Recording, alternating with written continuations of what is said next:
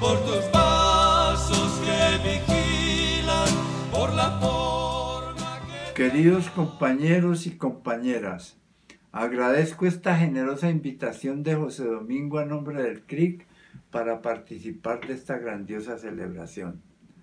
Desafortunadamente la diabetes que padezco en medio de la pandemia que soportamos me impide viajar. No obstante, mi pensamiento y mi espíritu están con ustedes.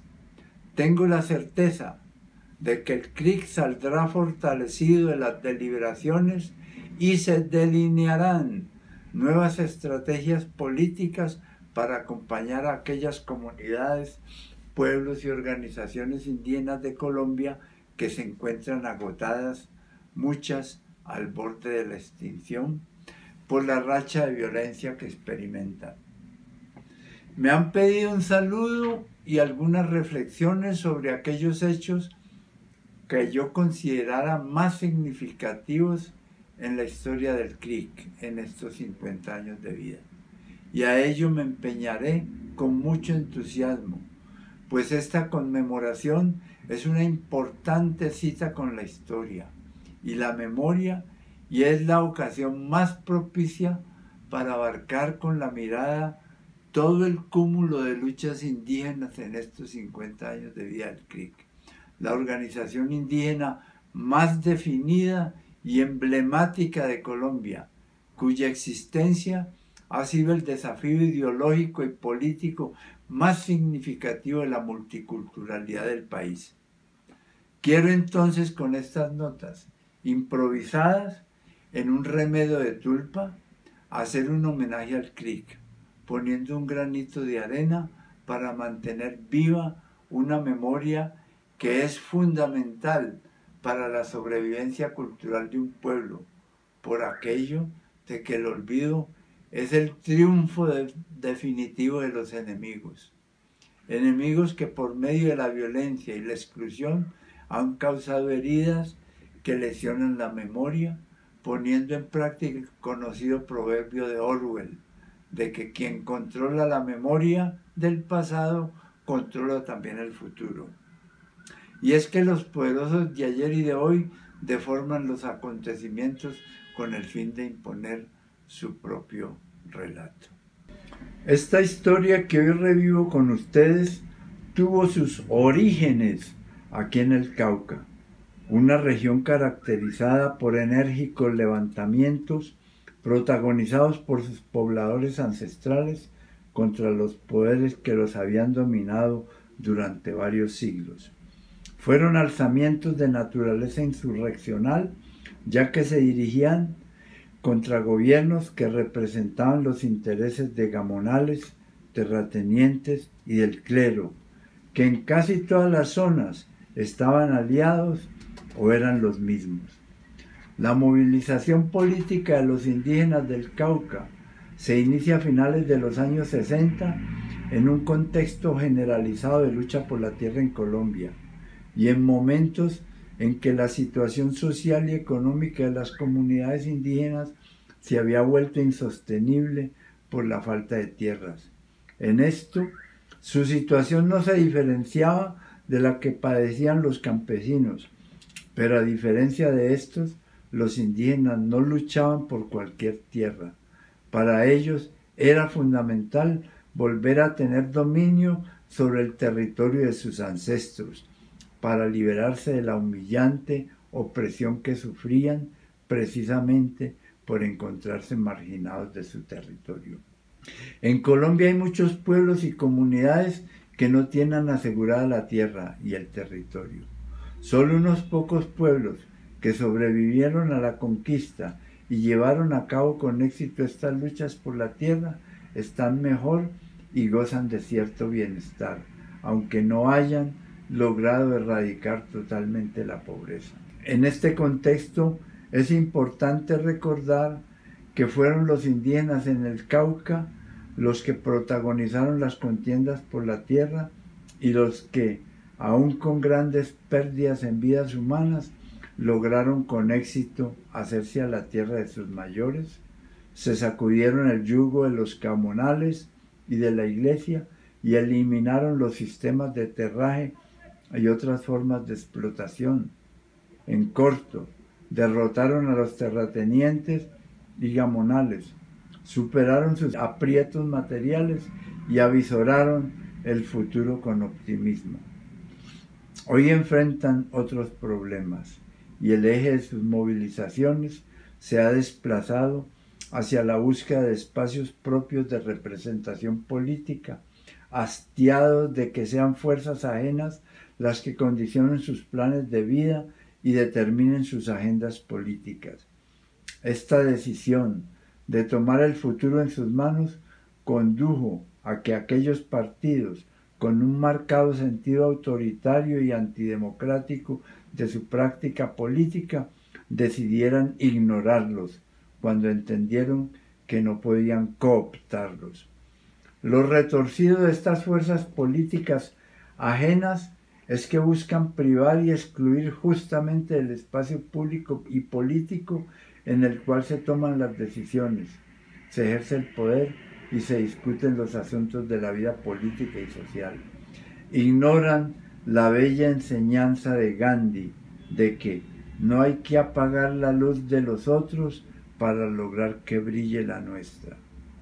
Pero bueno, también es cierto que han sido vanos los atrevimientos descarados de estas fuerzas por adiestrarlos ideológicamente y conducirlos a una lucha que no es la suya. En este sentido, es emblemática la Junta Directiva del CRIC en Bitoncó el 21 de febrero de 1985, a 14 años de su fundación. Esa asamblea es de un valor proverbial para el proyecto político propio de los indígenas del Cauca, por cuanto fue la primera vez que sus autoridades acordaron unánimemente unificar sus fuerzas y voluntades para defenderse de todos los intentos de menoscabar su autonomía. Con la resolución de Bitoncó se disuadió a aquellos adversarios de los indígenas de continuar con sus acciones punitivas contra los líderes que estaban al frente de la recuperación de tierras, como había sucedido 3 años antes con el asesinato de José María Ulcué y 8 comuneros en el resguardo Munchique Los Tigres por las FARC. En esa asamblea de Bitoncó se hicieron presentes 2 altos mandos del Sexto Frente, quienes tomaron atenta nota de la declaración de los gobernadores indígenas, lo que hizo suponer a los cabildos que respetarían las decisiones tomadas por la asamblea. Para los que hemos participado de pensamiento y obra en ese proyecto político autónomo de los indígenas del Cauca y admiramos la tenacidad de las comunidades por defenderlo, nos sentimos orgullosos de que ese proyecto político propio se encuentre en alza, tome nuevos bríos y vuelva a ser, como en el pasado, un referente organizativo para otros pueblos indígenas y para los afrocolombianos y los campesinos de Colombia. Desgraciadamente, son muchas las organizaciones indígenas que han olvidado que la palabra, unida y acompañada por la acción, es la más alta cualidad que tienen los seres humanos. Es la capacidad de libertad por excelencia, la capacidad de poder emprender libremente nuevos derroteros en un ambiente de pluralidad, que es una condición propia de la democracia. Desafortunadamente, también son muchas las organizaciones que no han logrado mantener una autonomía política mientras se debilitan sus referentes culturales alrededor del territorio, la vida comunitaria, lo sagrado de la naturaleza, el respeto por otras especies, la conservación de elementos básicos de su entorno, como la tierra, el agua, los bosques, que brindan protección a la comida y a las semillas, garantizando la soberanía alimentaria, o sea, todo aquello que se relaciona con lo que el pueblo quechua denomina suma causai o buen vivir. Esto ocurre a una velocidad vertiginosa, con el inconveniente además de que el tiempo se les está acabando. A la pérdida de referentes culturales ancestrales corresponde también una adopción acrítica de valores mercantiles del capitalismo que crean la idea tramposa de que el bienestar y la felicidad se alcanzan atesorando riquezas y acumulando bienes de forma individual. Se trata de un mundo donde unos pocos se enriquecen y muchos se empobrecen, generando diferencias y desigualdades en las comunidades que alteran el orden comunitario y las decisiones colectivas. Son dinámicas que degradan culturalmente y empobrecen la vida de las comunidades, un camino que viene conduciendo al desarraigo territorial de muchos pueblos. Es por ello que son muchos los que vemos con entusiasmo que en el CRIC se vaya consolidando un modelo político organizativo que lo potencia nacionalmente, basado en este medio siglo de luchas exitosas. Es un modelo muy propio que ha conducido a que los indígenas del Cauca se arrimen a otros pueblos indígenas y otros sectores que, como los negros, los campesinos y otros excluidos del campo y la ciudad, busquen hacer tolda común con ellos para subirse a un escenario político organizativo propicio para luchar como movimiento social pluricultural contra ese entramado de exclusión social y política que los afecta a todos por igual. Ese es el origen y notable significado de la minga indígena. El momento más importante del desarrollo organizativo del movimiento indígena del Cauca es que se expandió por todo el país, dando lugar a una década después a la fundación de la Organización Nacional Indígena de Colombia en 1981. Fue la edad de oro del movimiento indígena colombiano.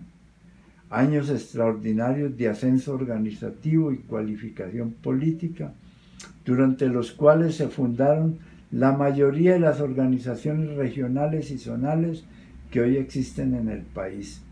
Líderes indígenas del Cauca, sus colaboradores y amigos en el INCORA. ¿Cómo no recordar a Roque Roldán Ortega, que ya no está con nosotros? Todos ellos contribuyeron a la creación de los resguardos indígenas en el Amazonas, la Orinoquia y el Pacífico. Este movimiento indígena, que juntó a más del 90% de los pueblos indígenas del país, alcanzando una unidad que no se había logrado en otro lugar de América. Entonces es cuando infortunadamente llegan los eruditos apóstoles que todo lo saben y crean la alucinante doctrina de que pueblos indígenas selváticos no podían juntarse con los andinos y menos ser orientados por una organización andina. Un disparate que consumó la infeliz ruptura del movimiento indígena. Pero bueno, así son los apóstoles. Llegan cuando uno menos los espera. Son apóstoles de muchos ropajes, unos de ruana, otros de sotana, blue jean o de corbata. Ahora hay muchos de camuflado. Son personas que, encandiladas por una ideología, se identifican con aterradores proyectos políticos. Ahora han cambiado muchas cosas. Los indígenas han cambiado, sus organizaciones también. Algunas organizaciones se han preparado para combatir a sus adversarios que ya no son los mismos. No son terratenientes que corren cercas, despojan y empujan a los indígenas selva adentro y montaña arriba. Ahora sus antagonistas son grandes empresas extractoras de recursos naturales y economías de plantación, incluyendo las de cultivos ilícitos que explotan sus territorios y bienes naturales. Peor aún, desestructuran sus modos de vida y relación con la naturaleza. Es ahí entonces cuando se comprende la real dimensión de la narcoeconomía en los territorios indígenas, que con la ocupación armada que la acompaña perturban el entorno de sus territorios y asfixian a sus organizaciones. Pero hay más cambios.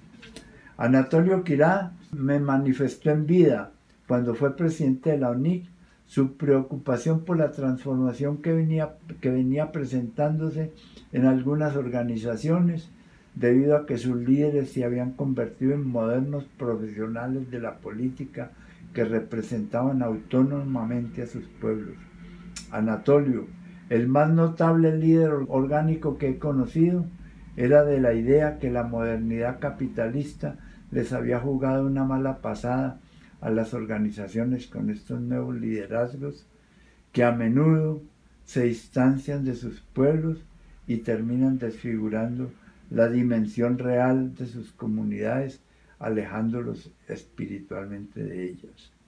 Anatolio, que conoció bien las organizaciones indígenas en el Amazonas, la Orinoquia, la costa norte y el Pacífico, decía que las consecuencias son nefastas cuando las organizaciones son débiles y sus comunidades no tienen la capacidad para ejercer controles sobre sus dirigentes.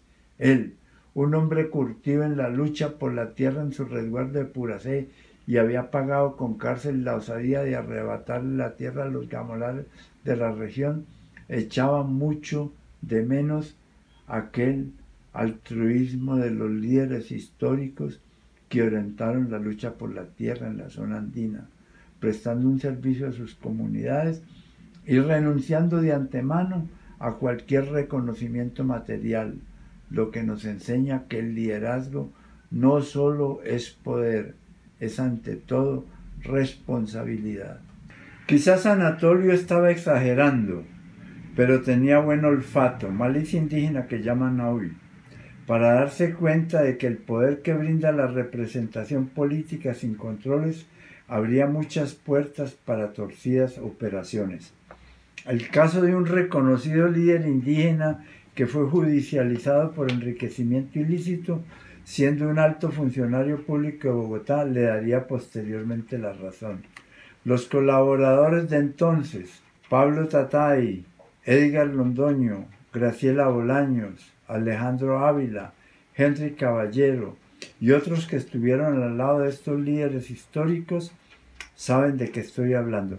No quiero decir más sobre esto, porque es una generalidad que desluce a todas las organizaciones indígenas del país, empaña la imagen de aquellos líderes que ofrendaron sus vidas por defender los derechos indígenas, como Álvaro Urqué, Benjamín Dindicue, Abelino Ull, Justiniano Lame, Marcos Niquinaz, el conocido Alberto, Genaro Sánchez, Roselena Toconaz, Mario Sánchez, Genaro Yonda, Cristóbal Secue, Kimi Pernía, Mario Domicó y una larga, demasiada larga lista de líderes cuyos nombres están grabados en la memoria de los pueblos indígenas del país. Si lo traigo a cuento aquí es porque este panorama desanima a los amigos, le resta entusiasmo al activismo social, ensombrece el romanticismo de las luchas populares y vuelve aburrida la militancia política. Así andamos bastantes amigos de los indígenas. Por eso es que esperamos mucho del CRIC para que retome el hilo de las primeras luchas pioneras por la tierra y asuma de nuevo el rol de orientar a las organizaciones indígenas del país y continuar el proceso de descolonización que se encuentra estancado. Las comunidades más desfavorecidas del país se lo merecen. Para disipar el malestar que puede estar causando en ustedes estas anotaciones críticas, permítanme contarles una anécdota de un valor histórico enorme, porque tiene que ver con el más enconado contradictor de los indígenas, Álvaro Uribe Vélez. Un conocido nuestro que estuvo cerca de él cuando era presidente, comentó que en una ocasión, sorprendido por la capacidad de movilización de los indígenas, Uribe habría dicho que con gente de esa fuerza y talante acompañando su política de seguridad democrática, la guerra de los grupos insurgentes y en especial de las FARC contra el Estado sería a otro precio. Y yo le creo, pues Uribe conocía bien la capacidad de movilización indígena del Cauca y debe haber seguido de cerca el gobierno de Fujimori en el Perú y conocido lo que le sucedió al movimiento revolucionario Tupac Amaru cuando esta guerrilla asesinó al dirigente asháninca Alejandro Calderón en 1989, un hecho que provocó el levantamiento indígena más impresionante de toda la Amazonia peruana, después del protagonizado por Juan Santos Atahualpa en el siglo XVIII. En menos de 3 meses se organizaron más de 1000 indígenas ashánicas del Gran Pajonal, que armados de lanzas y flechas asaltaron los campamentos de esta guerrilla, causándoles considerables bajas y forzándola a abandonar la región. Fue el comienzo del fin de esa guerrilla.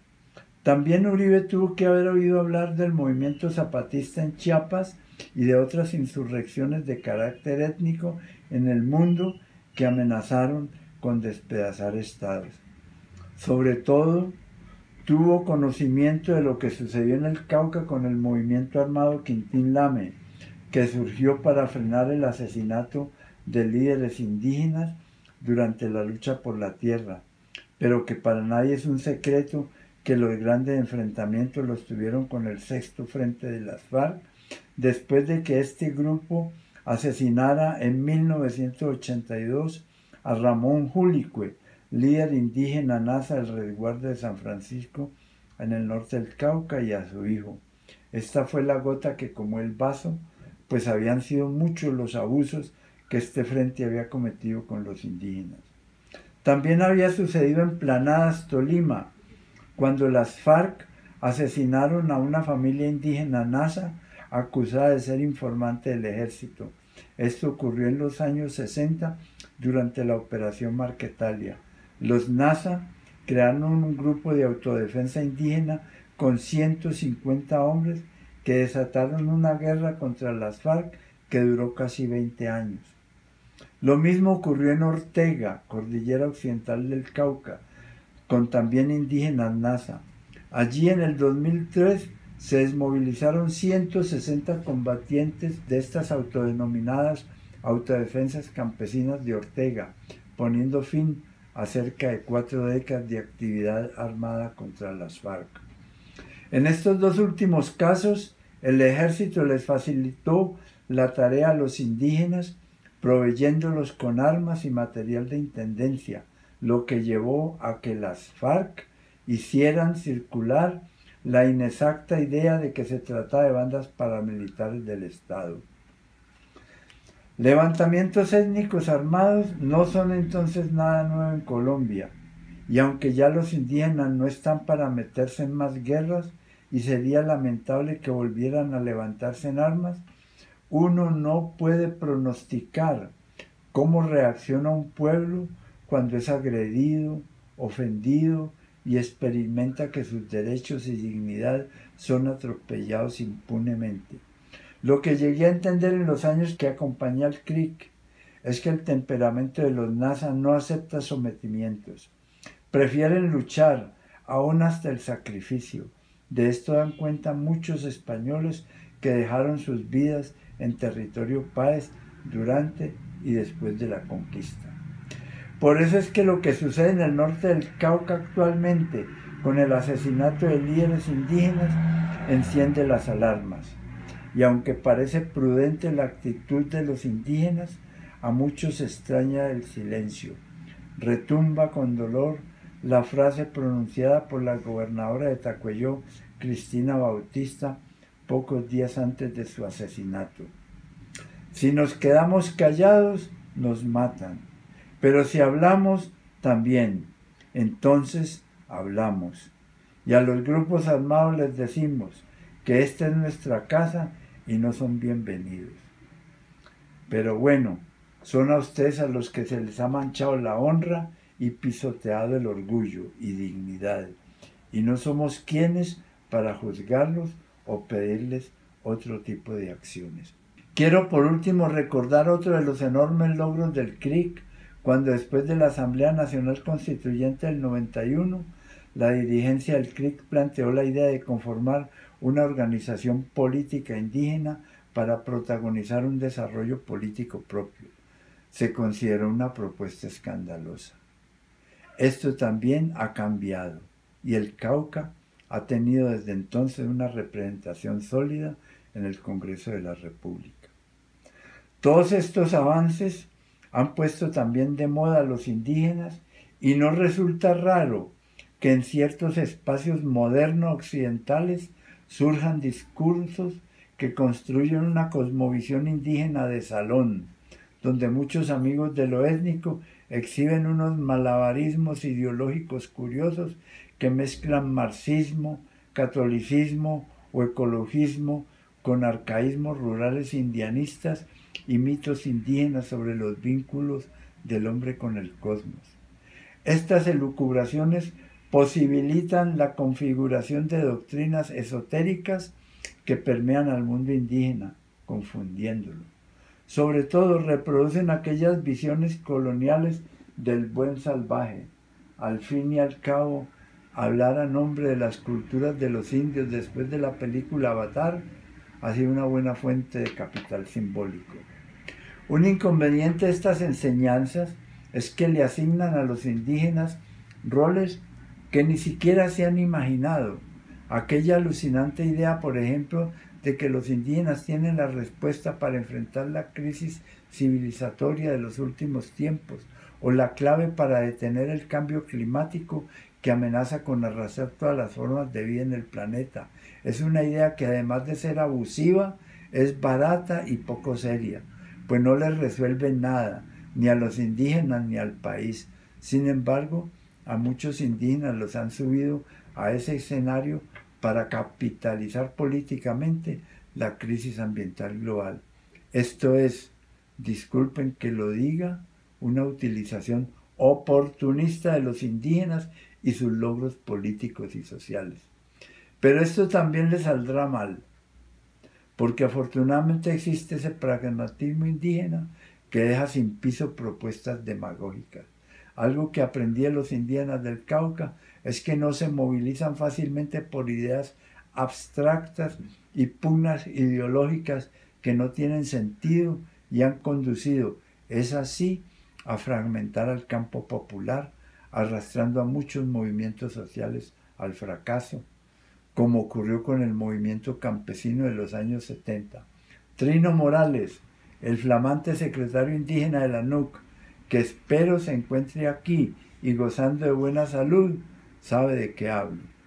En síntesis, las izquierdas, los grupos armados, las iglesias y los indígenas han sido mundos en permanente colisión, y las alianzas que han hecho los indígenas con ellos, como todos los casamientos que se hacen sin pasión, terminan en desengaños, porque se hacen con movimientos considerados de avanzada, pero que, como el caballo de la estatua de Bolívar, no te caga, pero tampoco te lleva a ninguna parte, como decía un humorista argentino.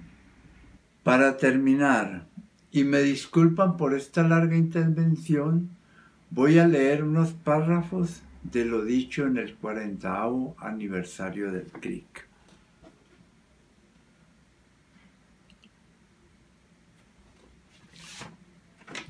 Esta memoria aquí muy reducida quedaría incompleta si no mencionamos los sueños de todos aquellos líderes indígenas y no indígenas aquí presentes en este 50 aniversario que empezaron la lucha y nos siguen acompañando con su firmeza y entrega desinteresada. Tampoco podemos dejar en el olvido a los cientos de líderes y colaboradores que han trabajado en los programas sociales de la organización buscando el mejoramiento de las condiciones de vida para las comunidades. Por último, quiero rendir un tributo de admiración a la Guardia Indígena, que con sus bastones han levantado muros inquebrantables a todos los grupos políticos, civiles o armados que han querido arrebatarle al CRIC la conducción política de su movimiento.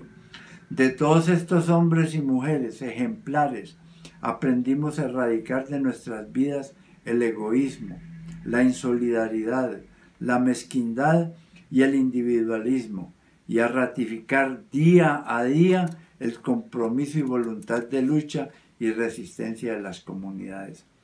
Hoy todas estas luchas, sueños ideales y herencias espirituales han dado sus frutos. Los indígenas pueden decirle al pueblo colombiano que han cumplido con la misión que le encomendaron sus mayores, pues sus luchas han sido la punta de lanza para las conquistas económicas y políticas en el departamento del Cauca, ampliando los espacios de participación política para indígenas y afrocolombianos en el país y convirtiendo a su organización, el CRIC, en un emblema de las luchas populares en Colombia. Estas luchas tienen el mérito de haber derrotado a una clase retardataria cuyo poder se basaba en el control de la tierra, excluyendo de ella a miles de indígenas, campesinos y negros. No es una exageración decir que este camino abierto por el CRIC fue la vía para el desarrollo económico, la modernización política y el progreso social del Cauca. Enhorabuena, un puñado de terrajeros indígenas del Credo en Toribío, de San Fernando y el Gran Chimán en Guambía y de Lomagorda en Jambaló, los más pobres y desposeídos, los más humillados y ofendidos, decidieron hace medio siglo impugnar el poder de los gamonales para recuperar las tierras de sus resguardos. Nos lo decía el corazón. Estábamos viviendo una hora americana, de esas insurrectas que le han dado giros radicales a la historia. Hoy sus hijos y nietos tienen la obligación de mantener vivo este legado y no entregar jamás las conquistas logradas, no dejarse doblegar ante la fuerza y continuar el camino abierto por ellos. De mi parte, quiero darles mis agradecimientos por haber permitido estar al lado de ustedes en esos momentos cruciales de las luchas y por todo lo que aprendí de ellas. Muchas gracias. Por mi amigo que está preso, porque ha dicho lo que piensa, por las flores arrancadas, por la hierba pisoteada, por los árboles podados, por los cuerpos torturados, yo te nombro libertad. Por los dientes apretados,